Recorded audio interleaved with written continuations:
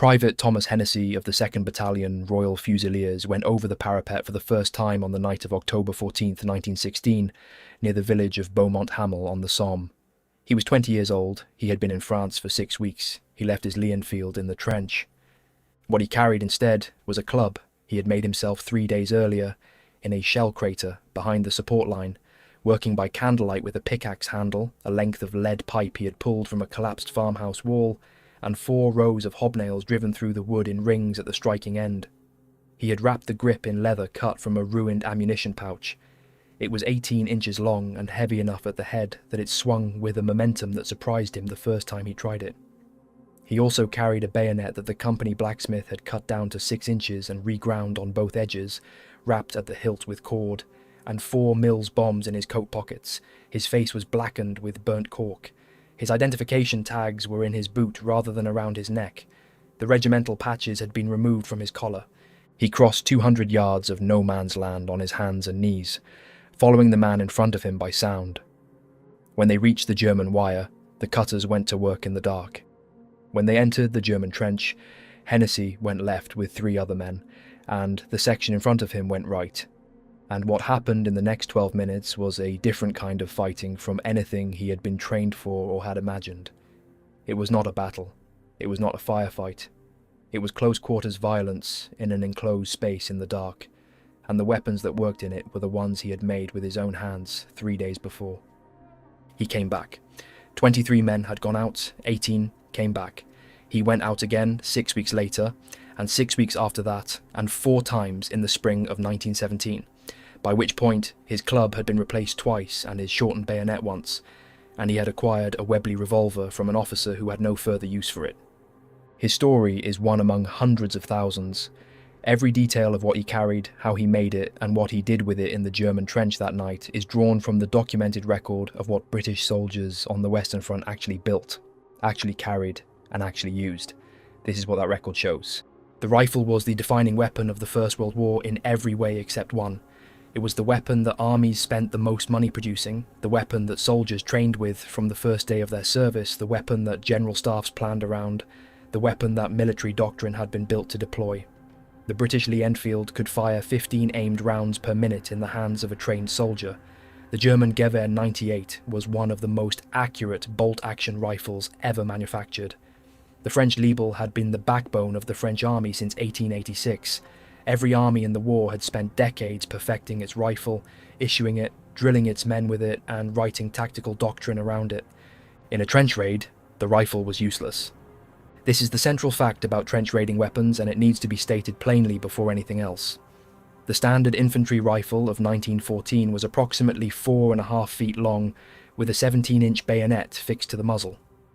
The trenches of the Western Front were, in most sectors, 3 to 5 feet wide. A man standing in a German trench bay in the dark, holding a 4.5-foot rifle, was holding a weapon that could not be aimed, could not be swung, and could not be effectively used against a human being 3 feet away. The muzzle flash from a fired shot was visible for hundreds of meters and would immediately locate him to every German observer in the sector. The length of the weapon made it an obstacle rather than a tool. So the rifles stayed in the British trenches, and the men who went out crossed no man's land armed with what they had made themselves, or what their unit carpenters had made for them, or what they had bought commercially with their own money, or what they had taken from the enemy on previous raids. The improvised arsenal of the Western Front Raider is one of the most extraordinary collections of weaponry in modern military history. Not because the weapons were technologically advanced, but because they were the precise opposite. They were medieval, they were prehistoric. They were clubs and knives and sharpened tools that would have been recognizable to soldiers from any century of warfare. And they worked in the specific environment of a trench in the dark at 2 in the morning, better than anything the industrial age had produced. The club came first because the club was the simplest possible solution to the simplest possible problem, and simplicity was what the trench environment demanded. The trench club, also called the knob kerry, the term borrowed from South African English, where it described the fighting sticks of Zulu warriors, adopted by British soldiers who had served in the colonial campaigns and now applied to the improvised head smashers of the Western Front, was manufactured in enormous quantities behind the lines by unit carpenters and armourers working to whatever design their battalion had settled on. Production was, in the larger units, essentially industrial. A report from the Canadian Corps in 1916 describes the manufacture of clubs in bulk by regimental carpenters, identical in design, issued to raiding parties in the same way ammunition was issued. The Canadian Corps had, by this point, turned trench raiding into the most systematic program on the Western Front, and the systematization extended to the weapons. The basic design was consistent across all armies and all sectors. A wooden shaft, approximately 18 inches long enough to swing with force, short enough to use in a 3-foot wide trench, made from whatever hardwood was available. Pickaxe handles were preferred because they were the right length and weight and had a natural taper that fitted the hand.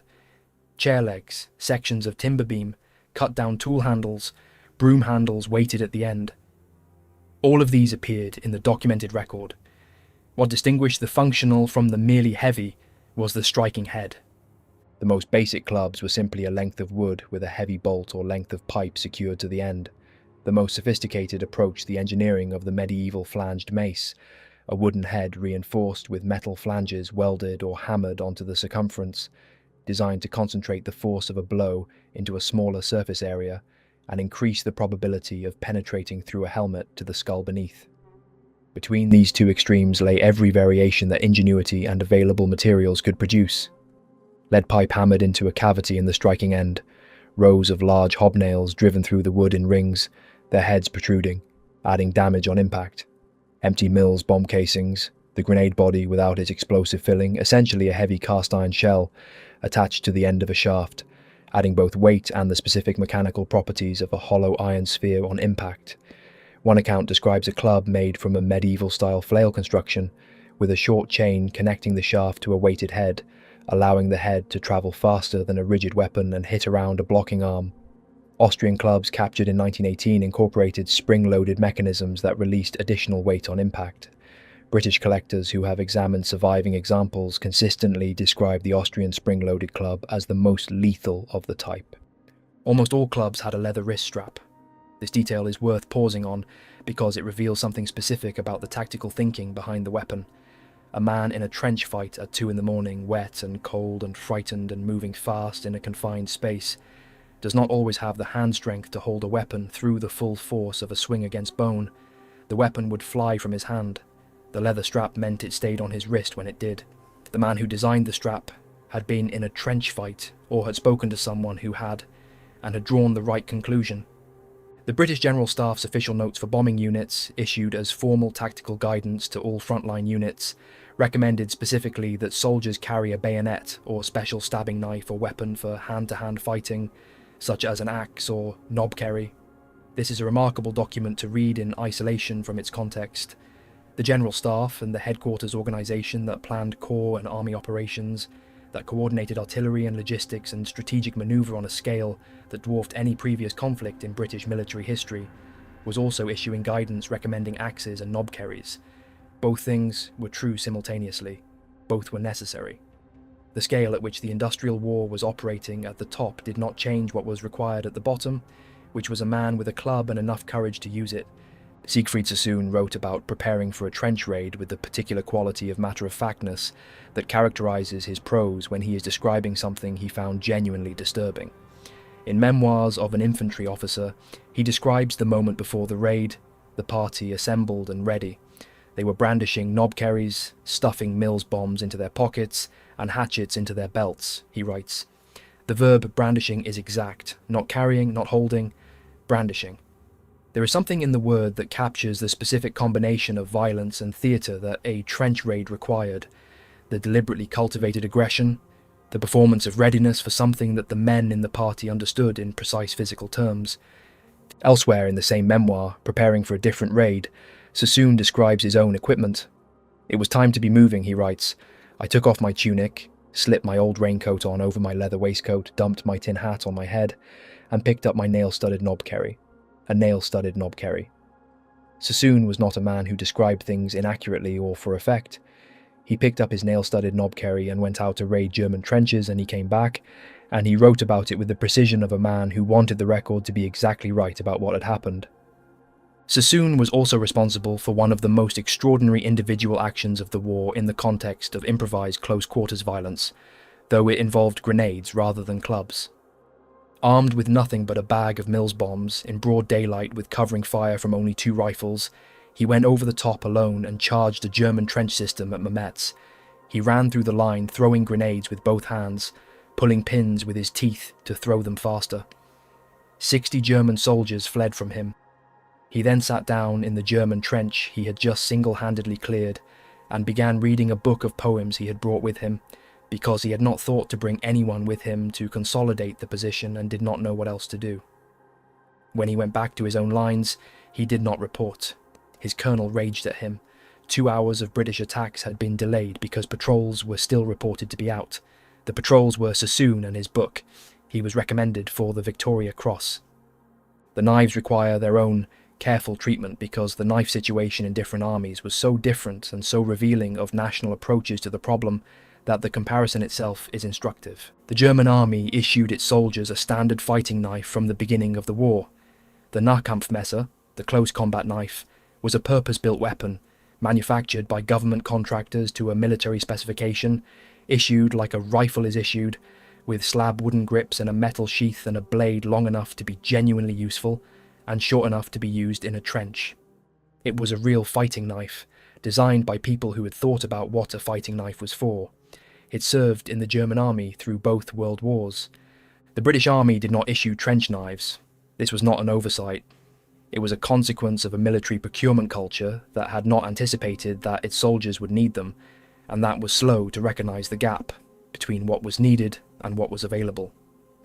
The British soldier of 1914 had a rifle and a 17-inch sword bayonet. The sword bayonet was nearly as long as the rifle was problematic, and in a trench 3 feet wide was essentially useless as a hand weapon. Too long to manoeuvre, too large to conceal, too unwieldy to use at the distances that trench fighting imposed. What British soldiers needed was something 6 to 8 inches long that could be used in the space between one man and another in the dark. They made it themselves. The improvised British trench knife in its earliest form was a shortened bayonet. A soldier would take his standard-issue sword bayonet to the unit blacksmith, who would cut it down to 6 or 8 inches with a hacksaw or grinding wheel, reshape the point, sharpen both edges, and wrap the hilt in leather or cord. The result was a crude but functional fighting knife produced from equipment already available and at no additional cost to the army that had failed to issue one. Thousands of these improvised knives circulated through the British trenches from 1915 onwards. The French nail was a different solution to the same problem, produced by men who had even less access to blacksmithing services. The steel stakes used to support barbed wire entanglements were available in large quantities throughout the front line. The entire defensive wire system was built from them. A man with an hour's work and a hammer could take one of these stakes, cut it to an appropriate length, bend one end into a grip shape, and beat the other end into a point. The result was an entirely improvised stabbing weapon, roughly made, but capable of penetrating the heavy woolen clothing that soldiers wore and reaching vital structures beneath it. The name, the French nail, reflected both its material origin and its function. It was later formalised by the French army into the poignard bayonet level M1886/14, a stiletto blade produced by cutting down the existing M1886 Liebel bayonet, up to 3 knives from a single bayonet, manufactured in quantity by the French army after it demobilised hundreds of former cutlery workers from frontline units and sent them back to their factories to produce knives for an army that had discovered it needed them urgently. The commercial market filled in for the British Army what the procurement system had failed to provide. The Robbins of Dudley push dagger became one of the most widely used trench weapons of the war. Robbins was a Birmingham metalworking firm that produced a T-handled knife designed so that the blade protruded between the fingers of a closed fist. The design derived from the Indian Katar, a thrusting weapon with centuries of history on the subcontinent, and its advantage in the trench environment was specific and practical. You could hold the push dagger in a natural fist and punch with it. No overhead clearance required, no wind-up, no room needed for a conventional dagger motion. You could keep it in your fist while you were using your other hand. You could use it in a space 2 feet wide. British soldiers bought them with their own money, officers procured them through unofficial channels, and the Robbins push dagger circulated through the Western Front in large enough numbers to appear consistently in the documentary record. The American army, which arrived in France in 1917 with the advantage of having watched 3 years of the war before entering it, approached the knife problem with specific engineering intent. The M1917 trench knife had a triangular stiletto blade, designed specifically to penetrate the multiple layers of heavy woolen clothing that soldiers wore. The blade was not a cutting weapon, it was a puncturing weapon designed to penetrate depth through resistance. It had a cast bronze knuckle duster handguard, which gave it a secondary function as an impact weapon when the blade could not be brought to bear. The M1918 Mark I, its successor, added a full-tang double-edged blade and a bronze pommel incorporating a spiked striking surface for use when the knife itself was not the right tool. The Mark I's designers had thought about what actually happened in a trench fight. The pommel spike is the evidence for that. It represents the understanding that a man in a trench struggle might need to hit before he could cut, and the weapon was designed to do both. The sharpened entrenching tool occupies a category of its own in the weapons of trench raiding, partly because it was not a weapon at all in its original purpose, and partly because its effectiveness as one was so well established that it appears regularly in tactical documents as a recommended raiding implement. The entrenching tool was a short-handled spade, issued to every infantry soldier on both sides for the purpose of digging and maintaining the trench system. In its unmodified form, it was a functional digging tool, in the hands of a soldier who had spent an hour sharpening its edge on a whetstone, which required nothing but time and the whetstone that was issued for maintaining bayonets. It became something else. The sharpened entrenching tool had a blade approximately 8 inches wide and could be swung in a trench with a short handle, which was typically about 18 inches long, in a chopping motion that the physical geometry of the trench environment allowed where a longer weapon did not. It combined the properties of a small axe and a heavy shovel. It could cut, it could pierce, and it could be swung with both hands or one, depending on the space available. The documentary evidence for the sharpened entrenching tool in trench raiding is consistent across all armies. German soldiers sharpened their pioneer Spartan, French soldiers sharpened their spades, British and Commonwealth soldiers sharpened theirs. The tool appears in official tactical guidance as a recommended weapon for trench fighting and in personal accounts as something men carried on raids alongside their clubs and knives. The specific lethality of the weapon in a confined space is not something the historical literature has described in clinical detail, because it requires a degree of explicitness that most historians prefer to avoid. What can be said accurately is that it worked, and that the men who used it knew it worked, and that this knowledge was transmitted through the informal networks of experienced soldiers who briefed the men going on their first raid on what to actually expect and what to actually carry. The hatchet was a variation on the same theme, a tool adapted for use as a weapon, with the advantage over the entrenching tool of being a purpose-built cutting implement with a heavier head and a more controlled swing. British soldiers appear in photographs carrying hatchets on raids. Sassoon's description of his raiding party with hatchets in their belts alongside their knobkerries reflects a standard configuration that appears across multiple accounts from multiple units in multiple sectors. The billhook was an agricultural cutting tool that appeared in several accounts of trench raiding, particularly in British and Commonwealth units. It had a thick, single-edged blade with a curved hook at the tip, used in farming for cutting brush and managing hedgerows, and had been a hand weapon in medieval European warfare.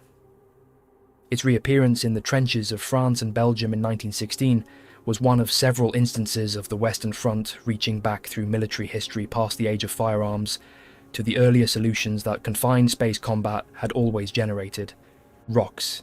It needs to be said plainly. In the first months of the war, before the armies had developed the systematic production of clubs and improvised knives and the commercial market had supplied the gaps, soldiers in the trenches used rocks. A heavy stone in a sock, swung by the end, was a weapon that any man could produce in any trench anywhere. It required no skill to manufacture and no special strength to use. The accounts of early 1915 trench fighting before raiding had been formalised into doctrine, contained references to thrown stones, stones in socks, and the same improvised weight and impact logic that had been available to human beings since before the first cities were built. The most technologically advanced war in human history, and men in the trenches were swinging rocks in socks. Both things were true. The grenade changes the nature of the weapon discussion entirely because the grenade was not improvised, not commercial, not a medieval weapon adapted for a modern environment. The grenade was a purpose-built industrial weapon that the war produced in hundreds of millions, and its specific design characteristics shaped how trench raids worked in ways that cut through every category that applies to the clubs and knives. The Mills bomb, the number 5 grenade, and its successors, the number 23 and number 36, which became the British standard through the war, was a cast iron body, with a segmented exterior, the segments designed to fracture into fragments on detonation. It had a lever on the outside held down by the hand when the pin was pulled.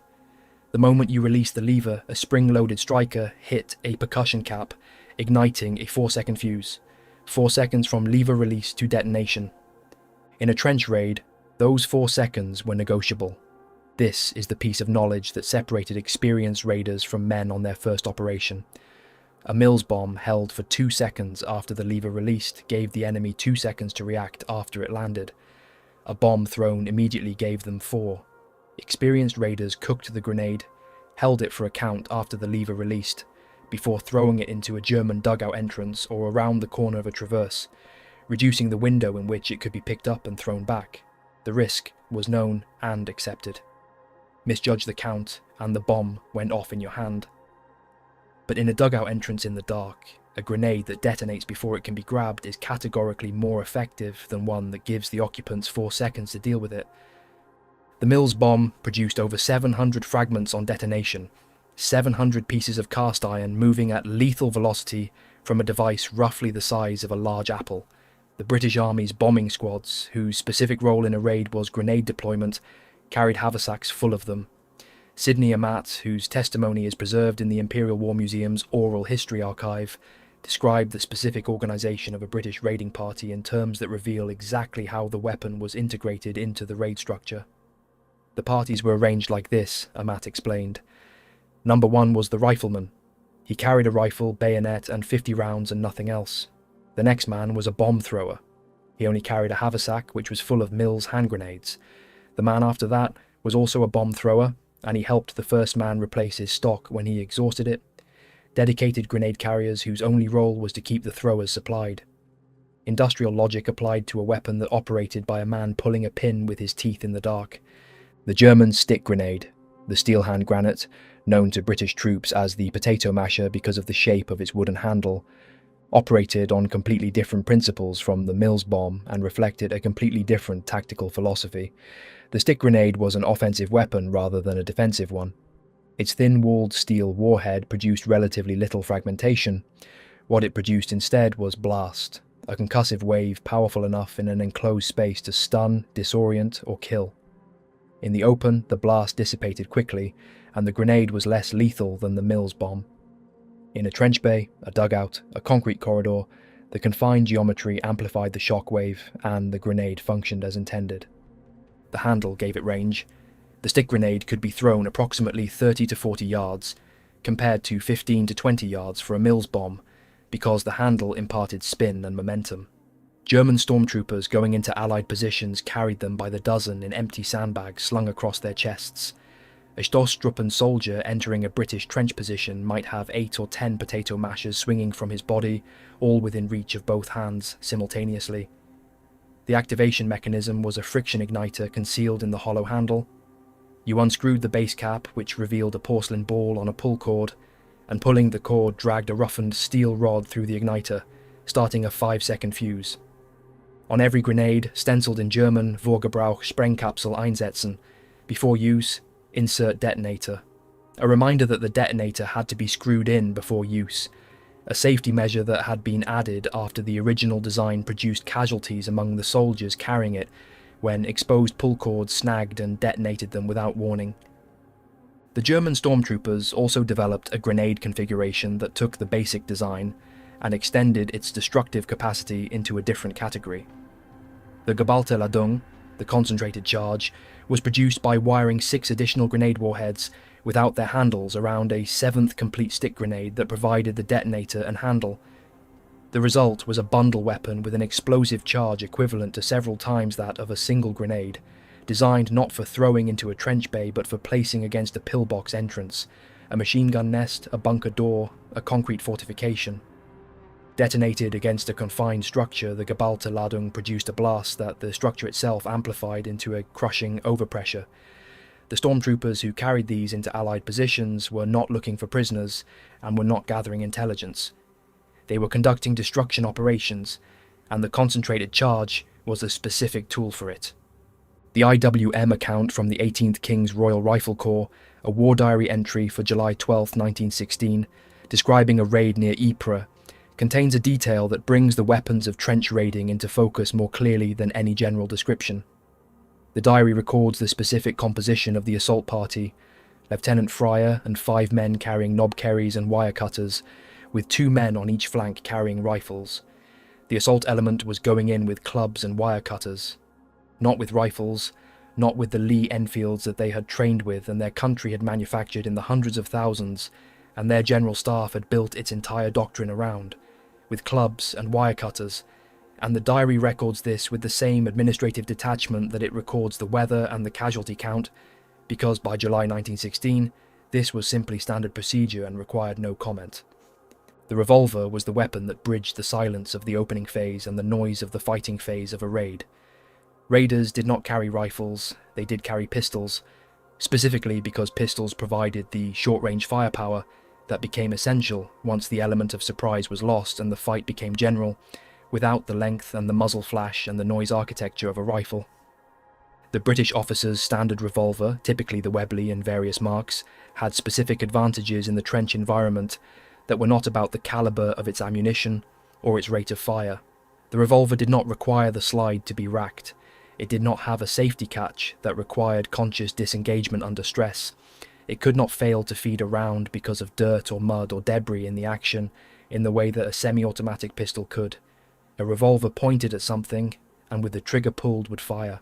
In the conditions of the Western Front, in a trench raid in the dark with mud and water and blood and debris everywhere, this mechanical simplicity was not a minor advantage. It was the difference between a weapon that worked and one that did not. The German Luger P-08 was mechanically brilliant and practically sensitive. Its toggle link action that made it so elegantly engineered was also sensitive to contamination, in ways that the simpler actions of British revolvers were not. German officers carried the Luger regardless, because it was issued, but the preference among experienced NCOs for the more robust Mauser C96, the box magazine pistol with a distinctive broom handle grip, privately purchased, not issued, reflected exactly the same concern about mechanical reliability under operational conditions. Then, the Americans arrived with something that none of the European armies had thought to bring to the trench. The Winchester Model 1897 was a 12-gauge pump-action shotgun, originally a sporting weapon, that the American Army adapted specifically for trench use after entering the war in 1917 and observing what the trench environment actually required. The trench version had a 20-inch cylinder bore barrel, a perforated steel heat shield along the barrel to protect the shooter's hand from a barrel that became extremely hot under rapid fire, and a bayonet lug for mounting an M1917 rifle bayonet. It held 5 rounds in the magazine plus 1 in the chamber, 6 shots total. Each shot was a 12-gauge shell loaded with 9 pellets of double-aught buckshot, each pellet 33 caliber.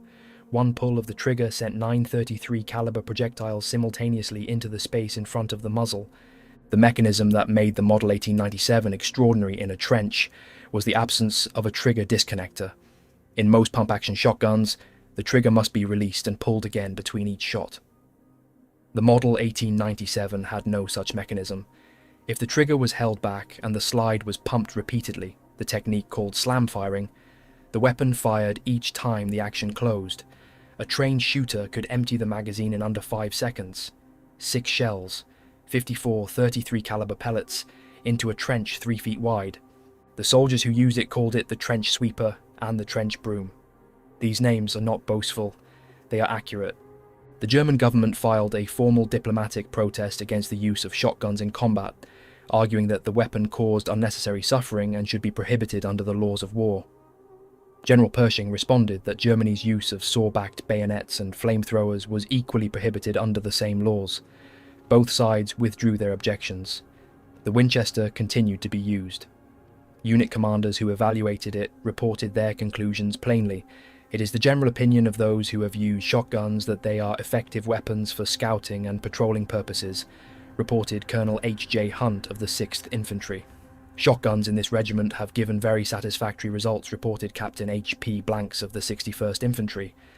Their effectiveness at short ranges, on raids and patrols, makes them a most desirable weapon. The primary complaint was not lethality, but ammunition. The paper-cased shells absorbed moisture in the wet trenches, swelling in the chamber. An order for all brass buckshot shells to solve the problem was being fulfilled when the armistice came. The Bergmann MP-18 was the German answer to the same problem that the American shotgun addressed, and it arrived at the same solution by a completely different mechanical route. The MP-18 was the first true submachine gun to see combat service. It fired 9mm Luger pistol ammunition from a 32-round drum magazine at a cyclic rate of approximately 400 rounds per minute. In a trench at the ranges at which trench fighting occurred, the MP-18 produced a volume of fire that was categorically different from anything a bolt-action rifle or a revolver could generate.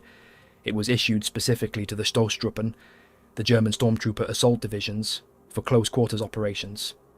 The specific tactical problem it solved was identical to the problem the Model 1897 solved. In a trench at arm's length, you needed more rounds per second than any standard infantry weapon could provide.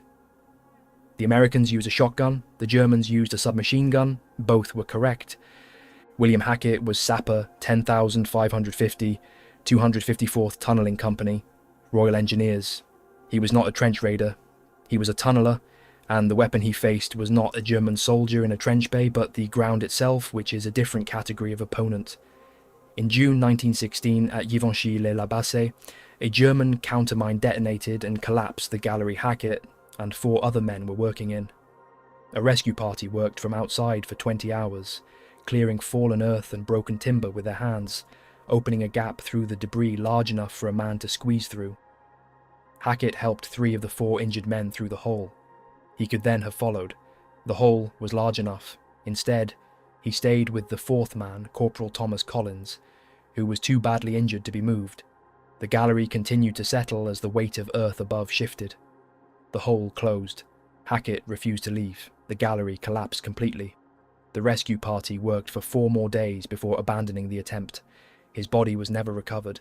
He was awarded the posthumous Victoria Cross. His citation states in the compressed official language that the military used for acts of this kind, he, well knowing the nature of sliding earth, the chances against him, deliberately gave his life for his comrade. His Victoria Cross is displayed at the Royal Engineers Museum at Chatham. Hackett belongs in a video about the weapons of trench raiding because of what his story reveals about the thing that made all the other weapons work. Clubs and knives and grenades and sharpened spades and shotguns and submachine guns were tools. They functioned as weapons when someone picked them up and used them.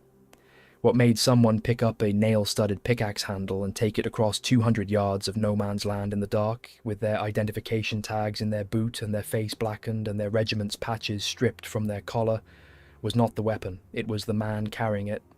The weapons of trench raiding exist at the intersection of the most sophisticated industrial war in human history and the most ancient form of human violence.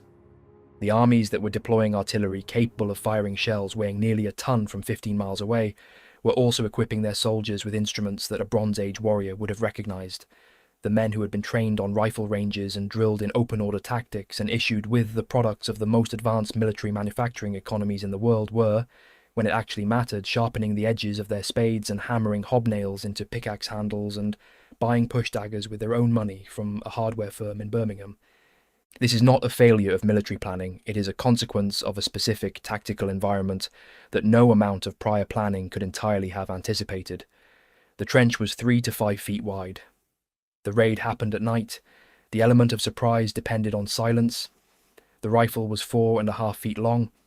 Given these 4 facts, everything else followed with a logic that was arrived at independently by British, French, German, Canadian, Australian, American, and every other army that fought in the trenches, all producing the same basic arsenal of clubs and knives and improvised cutting tools because the physics of the situation left no other choice. Thomas Hennessy went back into a German trench on the night of November 28, 1916, with a pickaxe handle club and a shortened bayonet and 4 mils bombs.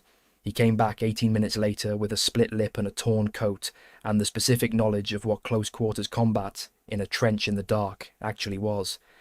He went out again 6 weeks later.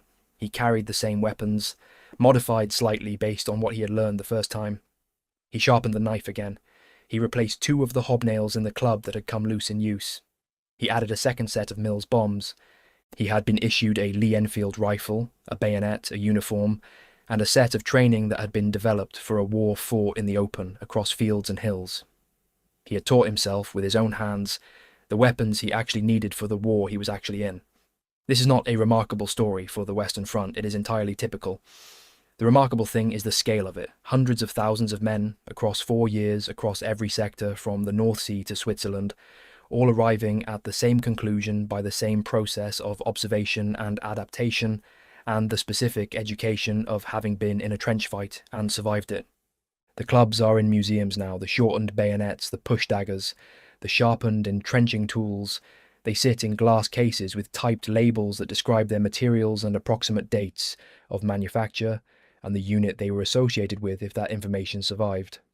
They are, in their way, more honest about what the First World War actually was than almost anything else that came out of it. Not the tanks, not the aircraft, not the artillery that shook the ground from 15 miles, the pickaxe handle with the lead pipe in the striking end, and the hobnails driven through the wood in rings, and the leather wrist strap worn smooth from use. That is what the war required. That is what the men built to answer it.